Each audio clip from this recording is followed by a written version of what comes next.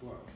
And so we're thrilled today to have Dr. Raymond Keller with us, Raymond Keller II. Ray, also known as Cosmic Ray, is an expert in the field.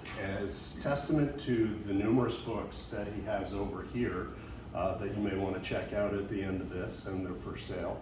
But I wanted to just briefly take a couple minutes here to tell you a little bit about Raymond Keller. So, Raymond is an award-winning author and retired history professor, and is the author of Venus Rising Trilogy, Final Countdown, Rockets to Venus, and Cosmic Ray's Excellent Venus Adventure.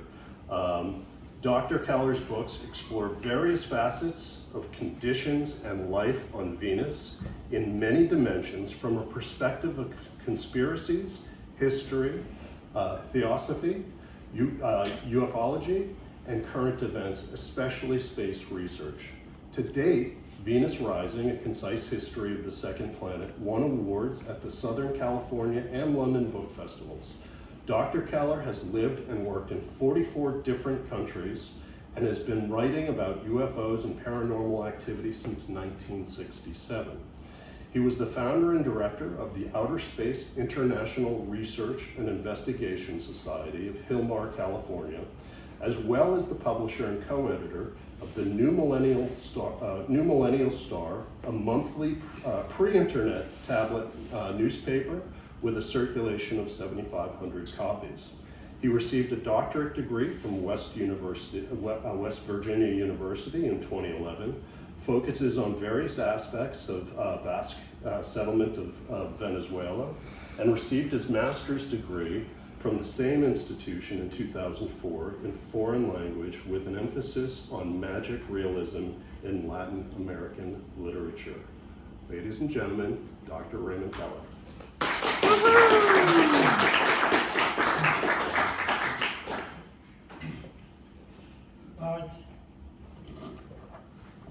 Wow, it's such a great privilege to be here. I've been reading about Howard Menger and the city of High Bridge ever since I was growing up in Bedford, Ohio, in the 1960s, and publishing the Flying Saucer Report. And I first heard about Howard Menger when I was working and exchanging publications with Gray Barker in Clarksburg, West Virginia. He was the publisher of the Saucerian Press, and he published Howard's book in 1959, From Outer Space to You. And I got to read all the fan mail that Howard received from around the world for his book, and as well as a lot of information about Connie Menger that I got from the Daniel Fry and the Understanding Unit in California, Hope Troxell's Understanding Unit there in Pasadena. So I'm having some really great information, original information to share with you today, which sheds a new and interesting light on the story of Howard Menger that a lot of people don't really know. So this is the time of UFO disclosure, and almost every week now there's more release of UFO, or UAP as it's now called, unidentified aerial phenomena. And although it's significant in itself, the authorities of National Aeronautics and Space Administration, the Air Force, the Space Force, none of them has come out and said that they're willing to admit that it has anything to do with an extraterrestrial origin. And this harkens back to our history, our involvement with extraterrestrial spacecraft, and the beginning of the age of flying saucers in 1947.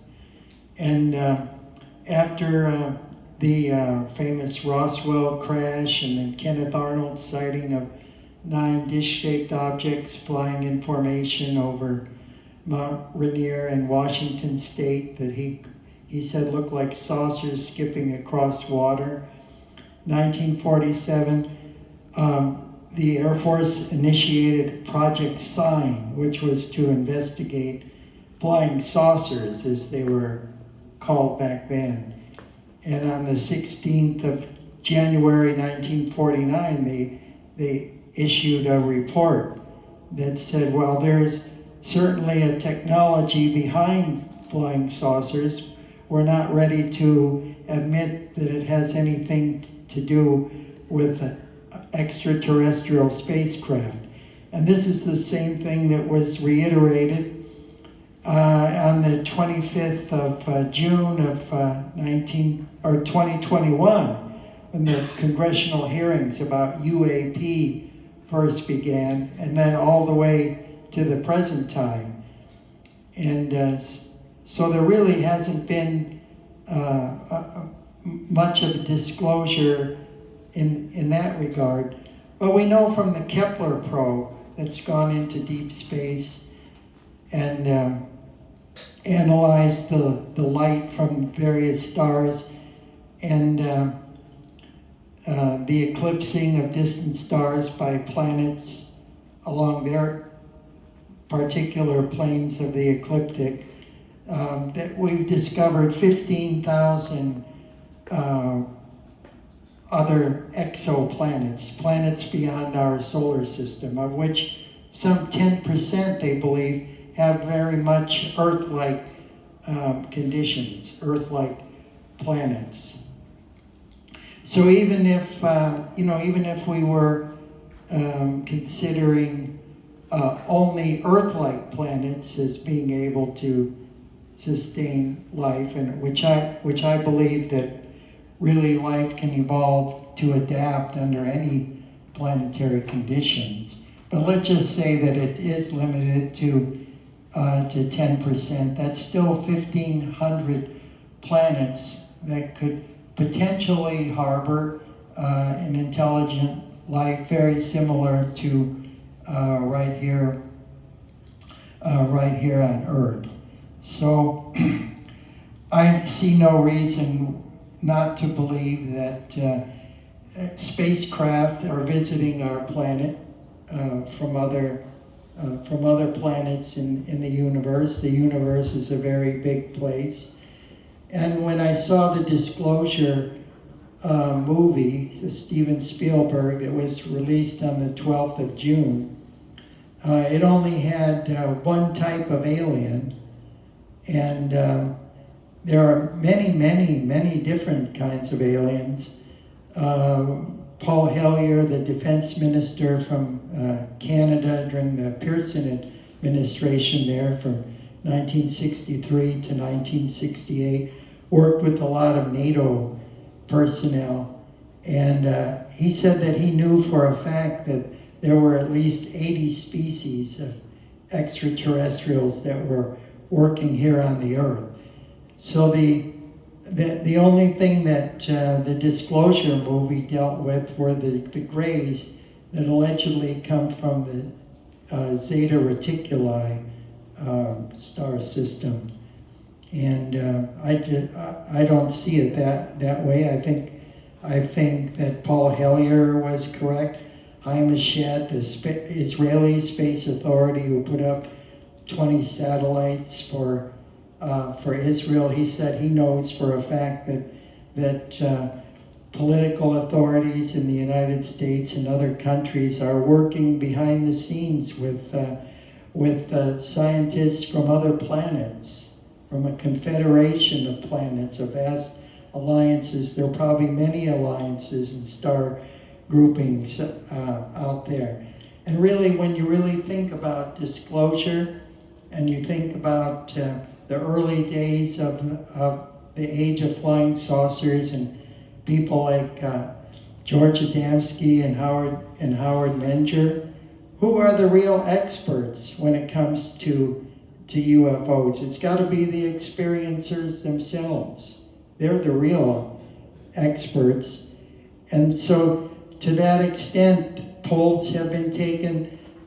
Recent polls show that 65% of Americans believe that UFOs exist and that they come from other planets, and 15% believe they've had some kind of contact with an extraterrestrial or ultra-dimensional type of intelligence in one way or another, either on the physical or a metaphysical plane. So we know that these are real, these experiences are real.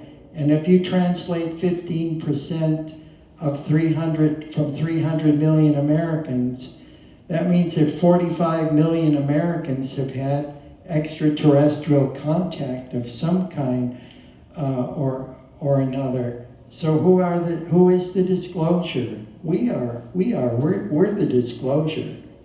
And so that's what I want to preface this presentation with, because when Howard Menger was writing his book and presenting this information, traveling around the country, going out to Giant Rock in California, and traveling up and down the United States and Canada, talking about these things, people, didn't believe him back then. But if he brought his message today, he'd have a much wider acceptance and a much wider audience. I am so sure of that. So one of the things that in the Howard Menger story and the Highbridge story that makes his legacy and the legacy of this city so important is the attachment to the story of Valiant Thor. So who was this enigmatic figure? So we're going to explore that, and I'm so proud and so happy to be here today, because today is just 2 days short of 68 years ago, just down the street there, across from the ice cream place on Howard Menger's apple orchard, is where we first knew about the existence of an emissary from another planet coming here to the Earth, because that's where he first showed up. It's right down the street. And I was so happy. I went there today with Krista, and I said, Krista, can you get me in the picture? Because I want the ice cream place and the one-way sign and Howard's house to be all in the picture at the same time. I was leaning against the one-way sign because I want to post it online, and I said, and then where it says one way on the bottom, I want to put one way to Venus. So one of the things that Howard came to feel is that the extraterrestrials that he was in contact with weren't the nasty kind of gray aliens or the reptilians. They were people that looked very much like us, but they had a very kind and meaningful and benevolent purpose for being here on the planet. And he described them as being angelic in nature. And there's a lot of evidence for that about benevolent aliens. Reverend Billy Graham, in his book, Angels, God's Secret Agents, this was published in 1975, and on page 21, he said, don't be surprised if angels are arriving on the earth in flying saucers. Here's Paul Hellyer, the one that I was referencing. He said some of the aliens look just like us. They could walk by in the street and you'd never even know it. You'd never even know who they really were. So when I go back to the angel motif, then go back to the statement that Paul Hellyer made that you wouldn't even know it. I think in the Bible, in the book of Hebrews, chapter 13, verse 2, it said we should always be kind to one another, for know ye not that ye entertain angels unawares. So in the Old Testament and the New Testament, that they were called angels. We just call them by a different name now. We call them aliens or extraterrestrials. So in the midst of the Cold War, Venusians began to worry about developments on Earth. And in the legend of Valiant Thor that we're going to look at, as relayed to us by Howard Menger and also Dr. Frank E. Stranges, Valiant Thor came to do two things primarily. One was to warn us about the dangers of the proliferation of nuclear weapons, about the doomsday clock in Chicago ticking ever closer to midnight, that we need to do something to bring about peace on Earth, and to work for the demilitarization of outer space. And that was one of the first things that President Eisenhower did after his visit with Valiant Thor that took place in 1957. Just 1 year later, in 1958, he formed the National Aeronautics and Space Administration, siphoning off scientists from the Redstone Arsenal Missile Command in Alabama, in Huntsville, Alabama, and forming the first peaceful agency for the exploration of outer space and the use of space technology for peaceful means to better life here on Earth. And then he also committed the United States to working for nuclear disarmament. So these are two things that President Eisenhower did after this meeting. And I think that's very important. And I just came back from Germany. I was there with Laura Eisenhower, the granddaughter of President Dwight D. Eisenhower. And she said that he really did meet with an emissary from outer space.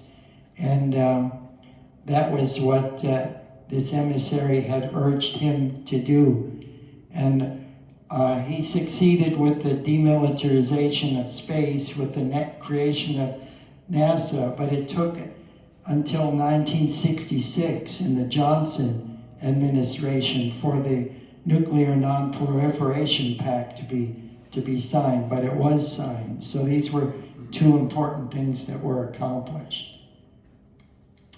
Nixon later spilled the beans about UFOs and their occupants to his good friend and golfing buddy, Jackie Gleason. There was a story in Esquire magazine by Miss McKittrick, the ex-wife of Jackie Gleason, and also in the National Enquirer that said that this was the 16 August 1983 edition, that Jackie Gleason saw the bodies of space aliens at the Homestead Air Force Base.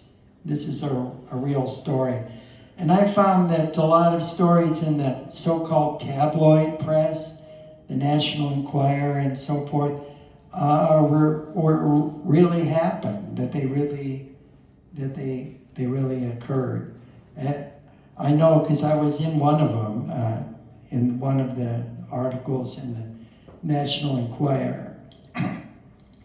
Well, this is Dr. Frank Stranges. He met with Valiant Thor in the Pentagon in 1957, in March, the end of March 1957. Saucer landed outside of Alexandria, Virginia, and Valiant Thor was escorted by police officers to the White House, where he met with President Eisenhower and Vice President Nixon. And the full story of that I put in my Venus Rising book that you can check out.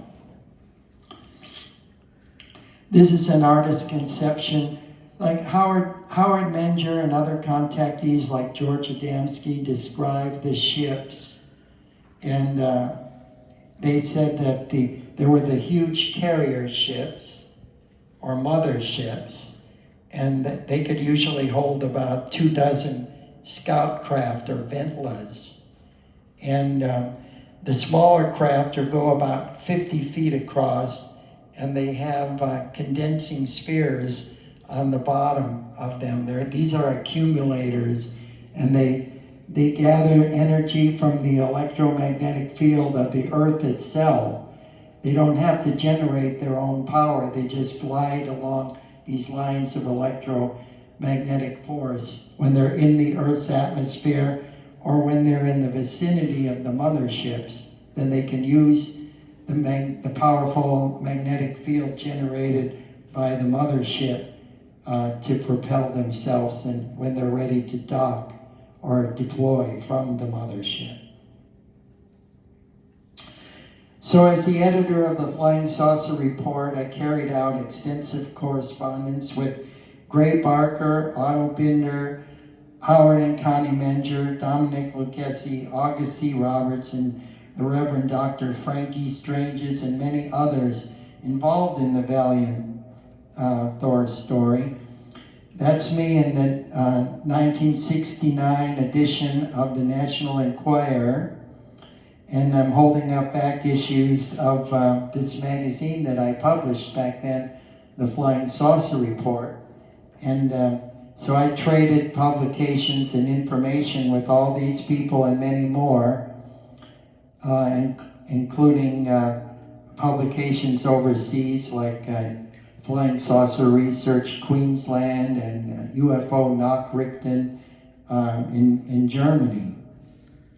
And holding up a picture of a flying saucer, typical flying saucer in the right hand of that article. And then with Otto Binder, I had always been a collector of comic books, especially DC comic books.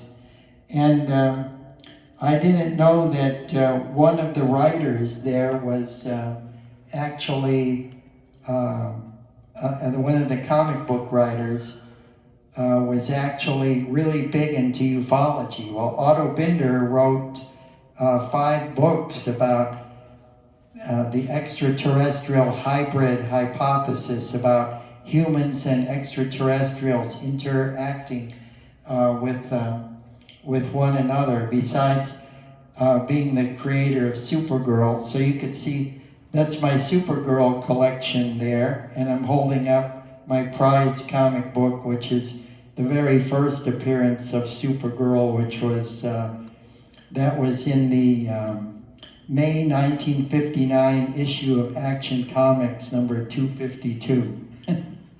So I don't know how much that comic book is worth, but I'm glad I never threw any of them out. My mom was going to throw out all my comic books and baseball cards, and I said, whoa, don't do that, please.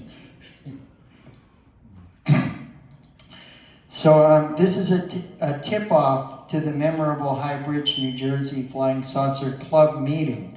Dr. Frankie Stranges informed Howard Menger that the Venusian commander Valiant Thor and his contingent would be in attendance at the next High Bridge Flying Saucer meeting on the 13th of July, 1958, arriving in the guise of journalists. Menger in turn invited Roberts and other members of the Morristown, North Jersey UFO group, that was Lee Munsick's group up in Morristown, to attend the meeting, and asked August C. Roberts in particular to take photos of everyone showing up that day, so Dr. Frankie Stranges could later identify them and let them know who was showing up that day. So let's take a look at Howard's life. Howard was born in 1922 in Brooklyn, New York, but raised on a farm in the rural borough of High Bridge, New Jersey, situated in the northwestern part of the state. The young Howard enjoyed exploring the surrounding woods with his dog and his younger brother Alton, as well as swimming in a nearby lake with friends. He enjoyed a carefree yet energetic youth. So in the next slide, we see a postcard that depicts this city back in the 1920s. This is credited to the West Jersey History Project. So there you see Church Street in 1920. So this is what it looked like when Howard was a boy. They hadn't even paved all the streets yet. They were just putting electricity in, and it's almost like a frontier town, really. So the first appearance of flying discs and angels over High Bridge. When Howard was just 8 years old and his little brother 4, they began to notice flying discs and other strange objects swooping down out of the sky and hovering over their farm. Their parents also observed some unusual phenomena in the night sky over their property. While their father was a staunch Catholic and their mother an unyielding Methodist, they nevertheless came to the conclusion they could only agree on one thing, that angels were real, and for some reason they're flying over their home. So here's an artist's conception of Howard and his younger brother witnessing Venusian scout craft hovering over their property. So some believe that certain individuals come to this earth as starseeds, that they have their origins from afar. Their soul is from another world, that they come to this planet to be teachers and to help progress others that are on the Earth's material plane. I can tell you this, that all of you that are here today, because you have an interest in flying saucers and paranormal phenomena and so forth, this quest that you have for gnosis, the same kind that Howard and his brother had, I believe that it's because you're in your last incarnation on Earth's material plane, and you need to acquire this gnosis to prepare you to ascend in the next incarnation to a yet higher plane of existence on another planet. So many of you are here fulfilling a cosmic mission of sorts. And we'll learn particularly more about Howard and what his mission was, humankind. She spoke to him as she would as an adult, telling him of his past incarnations on other planets and also of his destiny on Earth and in space.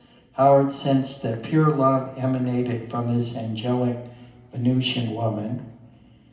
And so here's a painting, a beautiful painting that was commissioned by Gray Barker for the publication of Howard's book From Outer Space to You, which is many of the t-shirts from High Bridge to You. I see that's a take on the title of the book, so that's great.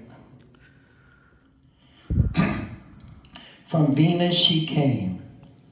The young man was so flabbergasted by the encounter that he found himself at a loss for words. But he paid close attention to every word pronounced by the angel, etching them deeply into his mind for future reference. Despite his youth, Howard came to understand that the Venusians were in the process of contacting those they had worked with before on their home world and other planets. The beautiful woman with long blonde tresses and garbed in white flowing shiny robes also explained to the boy that she was over 500 years old and not even considered to be of middle age back on her home world of Venus. She also informed him that Venusians live with nature and not against it, and that this was something Earthlings would have to learn to do if they were going to survive as a species. This is why I believe that's very seriously that there is no open contact, because who speaks for Earth? Who speaks for our planet? All these nations here on this world are contending one with another. They're destroying their habitats. And until we get our act together, and we have a common energy grid, we have a unified economic and political system, when we transcend nationalisms and racisms, then then we'll be considered. But we still have a long way to go. So it's something that we can work for. And this was the message that this woman was bringing to Howard back then. So on other planets, they live under paradisical conditions, some in higher dimensions. In other words, like on the Earth and other planets, there are entities that are here, but we can't see them. We talk about ghosts and cryptids, Bigfoot, and so forth. These are very real. But they can phase in and out of our dimension. They interact with our dimension, and this is something that we need to learn as we go into outer space. That different frequencies and different vibrations is where other life forms, some vastly superior in intelligence and their cosmic evolution than ourselves, where they dwell. And so even here on Earth, we share this planet with many entities, both seen and unseen. So now we come to World War II. Howard Menger is a corporal and a war hero. With the advent of World War II, Menger found civilian employment as a munitions handler at the Picatinny Arsenal in his home state. By late 1942, as the war heated up, he signed up as an enlisted man, completing his Army basic training in El Paso, Texas, from whence he was sent to Hawaii and later to Okinawa in a flamethrower unit with the 713th Armored Tank Battalion, where he was injured in battle, blinded temporarily, and escaped death on several occasions. Okinawa was the scene of some of the bloodiest fighting in the Pacific Theater of Operations. So here's a scene from an actual battle scene from Okinawa. They had to struggle to get that land inch by inch, and Howard was in the middle of it, in the thick of it. Here's Howard's high school graduation book, and he said in there that when they asked him what his ambition was, he said he wanted to be a lawyer. And look how he got diverted, with World War II into all of this. This happened to a lot of us. Well, I grew up and went in the military in the Vietnam era. Thank God I didn't have to go there. But later on, I did go to Central America and some other hot spots. So you never know what fate has in store for you. So World War II was a harbinger of worsening things to come. It was while he was in the military that his contacts began again with highly advanced beings from other planets in our solar system and even beyond, who warned him of future events that would transpire on Earth. The woman that was at the rock appeared again to Menger while he was stationed in Hawaii and said that wars do not exist on Venus, but even when this war is over, your planet will be in a greater danger if the nations of your planet do not stop warring with each other. I was 2 years ago, I was very optimistic. I thought that maybe on the 250th anniversary of the United States that the extraterrestrials would put on some kind of a show of commemoration and honoring of the United States. But I thought maybe they might show up over at Mount Shasta or the Grand Tetons or Sedona or some hot spot like that. But then we got involved in, in the conflict over in the Middle East and everything, and then I thought, well, the space, our brothers and sisters of other planets are probably, wondering why are we resulting to war as the first instance and not, working toward peace. So I thought, well, we still have a ways to go. So now the Central Intelligence Agency gets involved. After the war, and upon honorable discharge from the military, Menger returned home to New Jersey, where the contacts with the advanced angelic beings continued.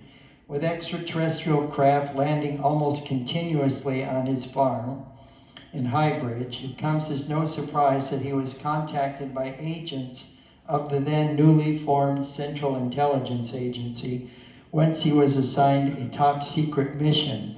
Menger and several other witnesses from the North Jersey UFO Club, that's up in Morristown, that's Lee Munsick's group, were directed to capture some of these landings on 8mm film, and Menger was required to turn over most of the film to the CIA. So many contactees like Howard served as CIA informants, and Lee Munsick's North Jersey UFO Club members aided Howard in these efforts. Now, the day the Venusians came to Highbridge. Here are some of the photos taken by August E. Roberts on Sunday, the 13th of July, 1958, the day and night that Val Thor came to Highbridge, New Jersey. This file, what I call the Otto Binder binder, also includes the letter where the legendary astroscience ufologist Otto Binder asks his friend and longtime research associate August C. Roberts of Lee Munsick's group in Morristown for help in compiling photos for a new book that unfortunately never got published. August C. Roberts' comments on each photo were typed on the back by him, but for the sake of convenience, we can just use Roberts' own words for the captions. My comments sometimes appear written in longhand in addition to Roberts' explanation in the form of a note for further follow-up in future editions of my Venus books. The next slide is page 1 of 8 for 2 planned UFO books by Otto Binder in collaboration with August C. Roberts. So Binder's UFO book was to include from 250 to 300 of Roberts' photos, including those pertaining to Howard Menger and Valiant Thor. So this is Augie's copy, August C. Roberts' copy of the first of 8 pages for the proposed book, and the sets of photos that were to be enclosed in the photo catalog, photo UFO catalog. So Otto Binder, besides being the author of 5 UFO books, also wrote science fiction books and stories for comic books. Otto Binder created the extraterrestrial hybrid hypothesis and also created the comic book character of Supergirl, the Kryptonian cousin to Superman, of which a movie just came out. So here's August C. Roberts, a photo of him from a New Jersey newspaper. August C. Roberts was the most well-known UFO photojournalist in the period of 1950 through 1970. UFO photos from Augie's gallery have appeared in the books of many prominent ufologists. Roberts' first UFO photo appeared in his friend Dr. Frankie Strange's popular book, Flying Saucerama, New York City Vantage Press in 1959. This was taken from atop a skyscraper in New York in the vicinity of the Empire State Building. So now we have evidence of the photographs. August C. Roberts' photographs of the memorable Valiant Thor meeting, along with his official seal and typed comments as to what was happening when each photograph was taken. So this is the first photograph taken that day. This is Howard Menger sitting on a lawn chair on his property with these really cool Ray-Bans, I guess they are, aviator glasses. I think he really looks pretty spiffy in that picture.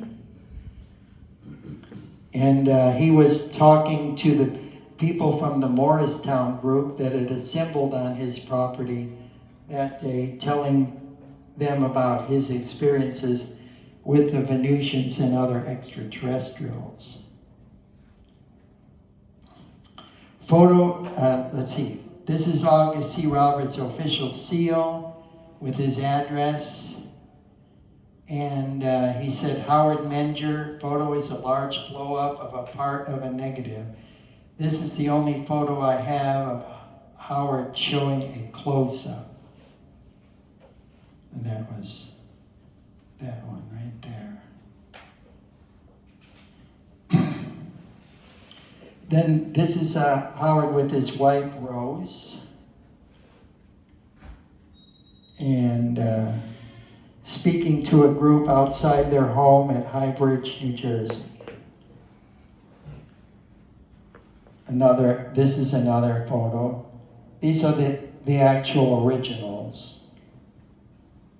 And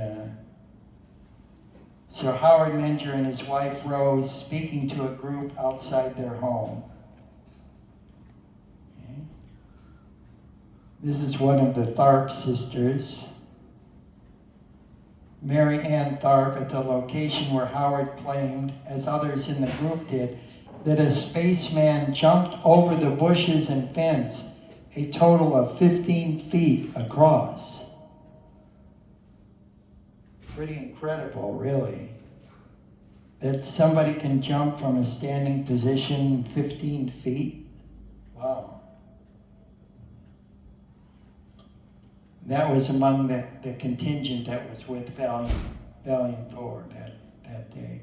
This is inside Howard's home, down the street there, and you see like an old Motorola type TV set. Back then,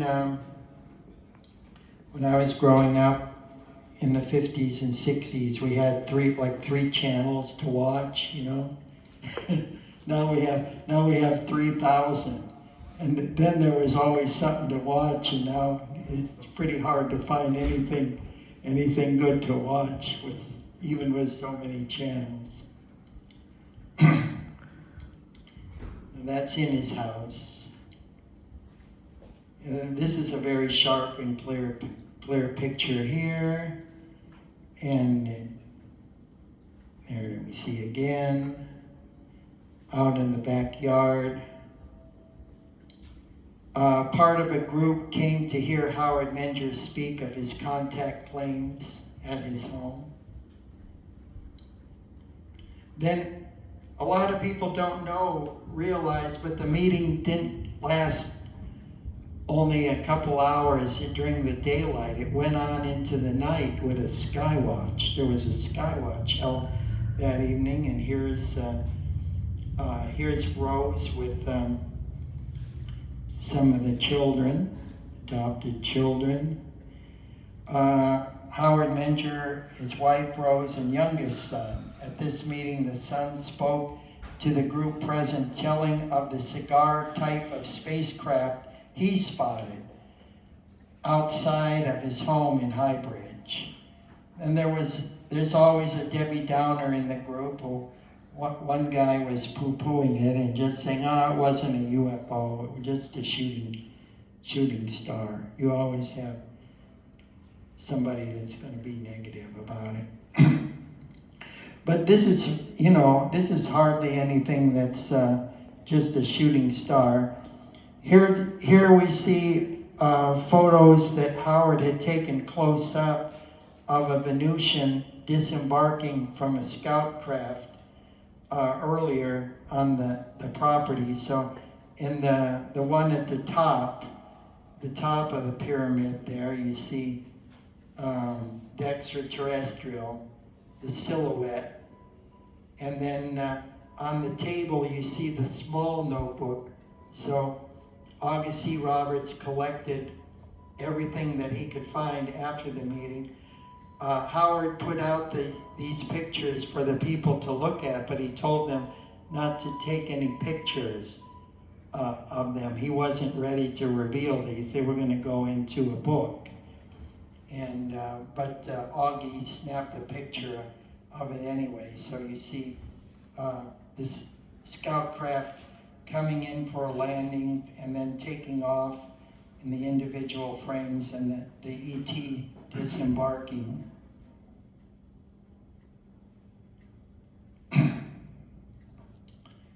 Okay, and then this is from my Otto Binder file, and it shows Howard, the spacecraft and the individual in front of the spacecraft. Okay, then the small flip book. So when Augie collected the small flip book, this is it's in the Binder collection, and it says here, encrypted comments regarding first contact with Orthon by George Adamski and Dr. George Hunt Williamson is discussed on Long John Nebel's radio program. So before there was ever Art Bell or George Norrie, back in these times, they had a program called The Party Line on WOR in New York, 700 on the AM band, and it was on late at night, and they had a lot of contactees on that program, and they had George Adamski from the West Coast. The most prominent contactee on the West Coast was on the program, and discussing his contacts with a Venusian named Orthon. And so that was what was on the small flip book, plus some cryptic symbols at the bottom that nobody could really figure out what they meant.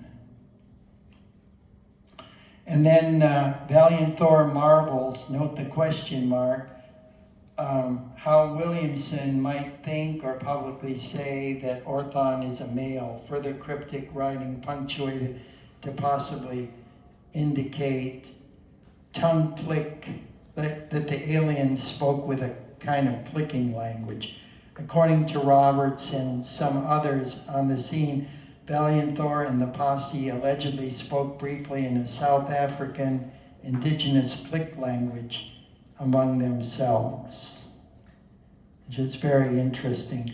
So I have a friend, I write about it in my autobiography of a Venusian that I just wrote about my friend Thomas Camella, he was a writer for Raymond Palmer's Flying Saucers magazine, a friend of mine in Cleveland, and he's the one that brought George Adamski and George Hunt Williamson together for the first time in Cleveland, Ohio, to speak at they spoke at the Masonic Temple there. And Williamson gave the footprints. He was an archaeologist, and he always carried plaster with him, and he took plaster casts of Orthon's footprints when Adamski met this Venusian, and he said that it was a size 6 of a woman's slipper. And so that's what apparently Valiant Thor was writing about. Okay, this is inside Howard's home in the basement. And it was crowded. Every room that night was crowded with people. He took all these people, and people continued to come beside the Morristown group that was there during the day. Other people continued to flow into the night. And they were going through Howard's home, and he conducted them on a tour of the house. And here's one of the Tharp sisters again, Mary Ann Tharp, where she saw the thought disc while with a group with Howard Menger. So there's a kind of drone that the contactees knew about in the 1950s. It's about 18 inches across. It's a disc, and it's dispatched by the flying saucers whenever they're going to deploy personnel, a ground crew, into the area to gauge the temperament of the local population to see if it's safe to send personnel in the area, that they won't be shot at or they won't have problems. And so it's like a reconnaissance drone. They called it a thought disc. There's the Tharp sisters. There's both of them right there. And on location where Howard claimed he met the space woman at the age of 10. So that the woman on the rock, that's a reference there. Here's the clearest. All these are the original photos that produced this presentation. So you see the Venusian contingent, you see 3 of the members there. The one with the, like the brill cream hair on the end, that's Valiant Thor. That's his brother, Don Thor. And the other one, the woman there with the long legs and the blonde hair is Jill. She's the communications officer of the Victor 1, is what Dr. Frank later identified these individuals as being. So the woman and man next to her were the ones who gave Howard Menger and his wife Rose the 8-handed handshake. So see the text. August C. Roberts wrote about everything that happened in great detail on 13 pages. There was never published, but I found it. I have the whole story here. And on the left is the man who Howard claimed was a spaceman from the planet Venus. So this 8-handed handshake is something like in the Vietnam era, soldiers had a sign language, like they call it a DAP. It was a kind of thing like that. So here we see the documentary evidence, brief synopsis of each to follow. August C. Roberts' reporting letter of 24 July 1958 to Gray Barker of the Saucerian Press concerning the proceedings of the meeting, the Valiant Thor story, by August C. Roberts, and Valiant Thor's notes, actual notes of the meeting, as collected by August C. Roberts afterwards. So here we see that on the second paragraph, it says, in spurts, this is about the way our visit went. It was July 13th, 1958, a Sunday. So there you see the actual date of the event and the beginning of August C. Roberts' report on the proceedings of the meeting. And then discussing the book and Connie's book. Connie also made a book called My Saturnian Lover, which was all about Howard and their relationship on the higher plane, like the astral plane. And she as Marla and he as Sol Denaro, their higher selves. So here's the complete Val Thor story, and I'll have to put this in a book one day. And so August C. Roberts did a lot of editing of it. Another photo of the crew. And man on the right is who Howard claimed was a man from the planet Venus. Man and woman next to him were the two who gave Howard and his wife Rose the odd type of 8-hand handshake. See text. So now we come to the longhand comments by Valiant Thor regarding Dr. George Hunt Williamson's speculation on early mankind and alien influence. Impressed by keen mind and insight of the rocketeer Willie Lay, rocket scientist, to find out what the other 7-line pad pages contain, please read my Flying Saucers from Venus They Come. That's my book, 7th book in the Venus series, and also this website. From August Roberts and Otto Binder, unpublished book in Keller, Venus Files. So here's some of the notes that Valiant Thor took that day regarding the rocket scientist Willie Lay and the evolution of hominids and close encounters out in California. Connie Menger, born Constance, this is Howard's second wife and the wife that stayed with him through the rest of his life. Born Constance Viola Weber, 5 August 1922 in Elizabethtown, New Jersey. Died 17 October 2017 in Vero Beach, Florida. Connie was the second and lifelong wife of Howard since May 1958, was an amazing woman with an adventurous spirit and loving heart.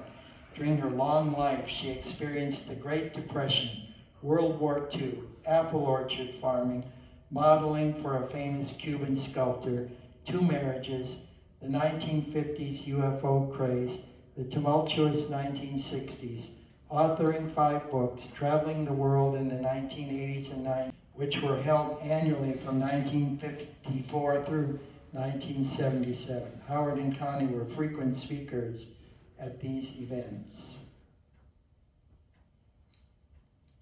So here's the letter to the editor from Marla to, this is to Long John Neville at Station WOR, explaining about encloses a letter which I received after appearing on Long John's program over radio station WOR. Perhaps the readers of Understanding would like to read and comment on it. So this is a letter from Long John Neville. It validates Connie's work and mission and her Venusian origins, and it came from George Fox of NICAP and Civilian Saucer Intelligence in New York. So Long John Neville had a very high regard for both Howard and Connie, and certainly, unlike some others that he had doubts, he put a lot of credibility in the Menger story. Then this is the original flying saucer flyer announcing the first East Coast spacecraft convention for 13 and 14 September 1958 in Lebanon, New Jersey. I guess that's just up the road here, where Connie, as the new wife, plays a more prominent role. The original from August C. Roberts and Otto Binder in Raymond Keller Venus Research File. So you could see the agenda for the day, the speakers, and so Howard and Connie were attempting to do out here on the East Coast what George Van Tassel was doing with the interplanetary spacecraft conventions out on the West Coast. Connie and Howard augmented each other's memories and powers. Their transmogrification into higher dimensional light beings is depicted on the next slide, done in front of 30 members of the High Bridge Flying Saucer Club. So these are from the actual proofs of the High Bridge Incident book. And so we have captions for the above pictures, photograph of Marla taken by Howard Menger, and below is a photograph of Howard Menger taken by Cedric Jensen with a Polaroid camera in a darkened room in front of 40 people. So we see their transmogrification into light beings. Beings of a much lighter density, manifesting from the astral plane or beyond onto Earth's material plane in their original form. And then Connie revealed that where ascended masters go, they don't need spaceships. If you're an ascended master, you're beyond the physical realm. Valiant Thor talked about the physical realm on Venus of the Venusians being originally from another star system. They built their society underground. And they were actually from a planet called Norca in the Tau Ceti system. But because conditions were hostile, but not as hostile as NASA would have you believe, they built this underground. But on the higher beings from the astral plane and higher, this is what Connie's talking about. On the afternoon of 8 September 1958, Howard drove about 70 miles from his home in Highbridge to a remote but pre-designated location in Pennsylvania's Blue Mountains. He was previously instructed by a Venusian contact in New Jersey to bring his 8mm movie camera in addition to his Polaroid land camera. He did not return home until 5 a.m. on the 9th of September. Howard had taken a photograph of a spaceship, but he admitted that it was something more, and he wasn't going to go public with it because, quote, people might misunderstand and become frightened. His wife Connie, however, immediately recognized the ship itself was a living entity, and in the very process of transmogrification, that she had seen extraterrestrial beings of every kind undergo while transitioning into the Earth's biosphere. Connie insisted that Howard calm himself and that nothing bad will occur if the photos get published with a rational explanation. Howard was still hesitant, but Connie went ahead and submitted the film to Hans Stefan Santessen, the editor of Fantastic Universe, Science, Fact, and Fiction magazine. They were published under her pen name of Marla Baxter in the October 1959 issue, Volume 11, Number 6, which I have in my files. and where I got these pictures from. So here you see Howard and Connie on their property on the left, and in the middle you see the UFO, which is not really a physical object, but a living entity that's transferring between planets, between biospheres. And then you see the twin souls of Howard and Connie manifesting as a unitary light being in the picture on the right. So these were ascended masters for sure, and these pictures prove it.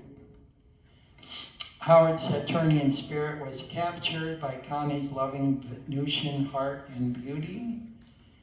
And for further information, please read Connie Menger's My Saturnian Lover, Vintage Press, 1958, Howard's From Outer Space to You, Clarksburg, West Virginia, Saucerian Press of 1959, or any of my Venus books. That's myself there in front of Lady Venus statue, also created by an artist named Johann Keller in 1799 in Switzerland. And there I am with my Venus book, first one, Venus Rising. Okay, now we have, this is a beautiful song that Howard wrote to his wife, Connie, and put it to a video of her traveling from Venus to Earth. So I'll play that as the final scene. Okay, so I go Alt-Tab. Alt-Tab, okay? Oh, okay, Alt-Tab. One more. Actually, hit it twice. Hit it twice? Yeah, hit tab twice when you get there. Let me help you. I gotcha.